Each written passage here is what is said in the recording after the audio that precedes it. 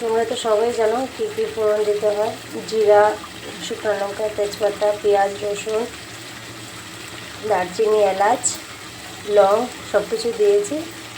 তারপরে মশলাটা ভালো করে ভেজে নিয়েছি। এখন চিকেনগুলো আমি ভেজে নিয়েছিলাম, আলু ভেজে নিয়েছিলাম, এগুলো সব দিয়ে দিয়েছি। এখন কষিয়ে নেব ভালো করে।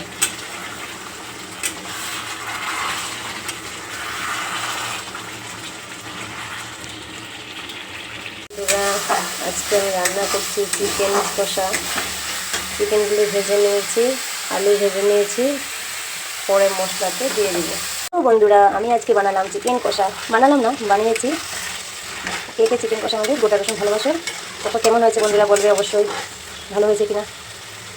ভাত রান্না হয়ে গেছে, উস্তা আলু ভাজা করেছি, চিকেন রান্না করছি, আর পরে পাঁপড় ভেজে নেব, শসা স্যালাড। কেমন হয়েছে আমার রান্নাটা একটু কমেন্টে বলবে।